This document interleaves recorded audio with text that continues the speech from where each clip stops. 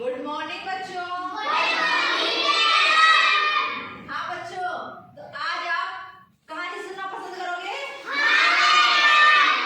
एक बहुत पुरानी कहानी सुनाने वाली हूँ मैं तुम्हें, ठीक है ना? जिसका नाम है क्षीर सागर। क्षीर सागर जो कहानी है ना, ये पुराने जमाने की, मतलब जो देवताओं के टाइम में वो समुद्र मंथन होता है, उसकी कहानी सुनाने वाली हूँ मैं। पहले तो इस कहानी का जो नाम है क्षीर सागर, उसका मतलब सुन लो। क्षीर का अर्थ होता है दूध, सागर का अर्थ होता है समुद्र। तो टोटल नाम हुआ दूध का समुद्र या दूध तलाई, जिसे बोल सकते हैं। तलाई होती है ना, तालाब भरा होता है, दूध तलाई बोल दो या दूध सागर बोल दो, ठीक है? दूध सागर। अब इस स्टोरी का नाम या इस कहानी का नाम दूध सागर क्यों है? क्योंकि जो भगवान विष्णु जहाँ रहते थे, जिस पानी में रहते थे ना, उसके आसपास जो पानी था वो दूध तलाई के नाम से जाने जाती थी। समुद्र में रहते थे, उसे दूध तलाई कहते थे। भगवान विष्णु कैसे रहते थे? सांप की सैया पे सांप रहता था ना, उनके ऊपर नाग रहता था, भगवान विष्णु और माता लक्ष्मी माँ रहती थी, ठीक है? तो कहानी स्टार्ट ऐसे होती है। एक बार क्या हुआ, ऋषि दुर्वासा नाम का एक ऋषि था, ठीक है?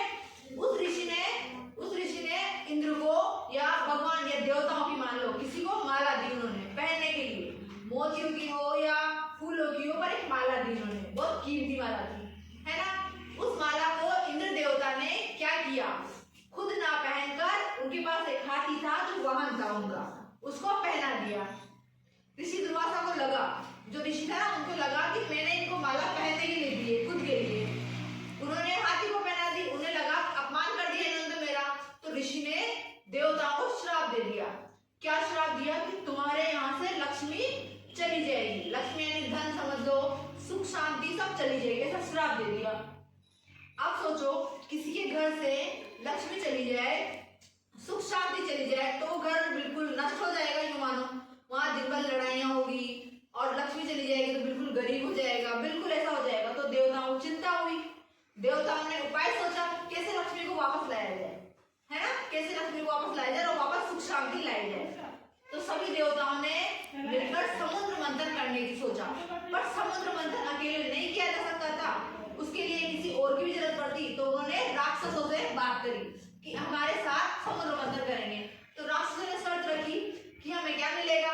तो उन्होंने कहा, समुद्र मंथन में से जो भी चीजें निकलेगी उसमें आधा आधा बांट लेंगे, आधा राक्षस ले लेंगे, आधा देवता ले लेंगे, जो भी निकलेगा। अब समुद्र मंथन सुनो। समुद्र मंथन क्या होता है? जैसे तुमने छाछ भिगोई हो, छाछ भिगोते देखा है? जो छाछ होती है उसमें ऐसे ऐसे करके ये करते हैं ना अपन, जिसमें कुछ मलाई ऊपर आ जाती है ना, घी बनाते हैं, मलाई ऊपर आ जाए, इस घुमाने की क्रिया को मंथन कहते हैं। और छाछ में कर रहे हैं तो छाछ का हो गया, और अगर समुद्र में करेंगे इस घुमाने की क्रिया को, तो ये हो जाएगा समुद्र मंथन, ठीक है? कैसे किया था समुद्र मंथन? समुद्र में एक पर्वत था, मंदाकर नाम का पर्वत, को बीचों बीच था पर्वत, उसके चारों तरफ नाव को लपेट दिया नाव को। जैसे मान लो उसके आसपास रस्सी मान सकते हैं ना, ठीक है ना? छाछ भिगोने में छाछ, उसके लकड़ी के आसपास रस्सी रहती है ना, एक इधर से खींचते एक उधर से खींचते, ऐसे दो रस्सी। तो नाव के आसपास उसने रस्सी कर दी, ठीक है? एक मुंह नाव का इधर, एक पूंछ इधर। पूंछ देवता ने पकड़ ली, या कैसे समझ लो, एक तरफ राक्षस होगा, एक तरफ देवता होगा, ठीक है? उसके बाद उन्होंने समुद्र मंथन किया, ठीक है? उस समुद्र मंथन में से 14 चीजें निकली थी, ठीक है? 14 चीजें, जिसमें लक्ष्मी थी, अमृत था, जहर था, ये सब था। इस सब में उन्होंने अमृत तो क्या किया, आधा आधा बांट लिया। अमृत के लिए भी राक्षस और देवताओं में लड़ाई हुई, आधा आधा बांट लिया। उसमें से लक्ष्मी निकली, उनकी मनोकामना पूर्ण हो गई, क्योंकि उनको क्या चाहिए थी? लक्ष्मी चाहिए थी ना, माता लक्ष्मी, और सुख शांति उसमें से निकल गई। अब बात आती है जहर की, उसमें से जहर भी निकला था। जहर किसने किया?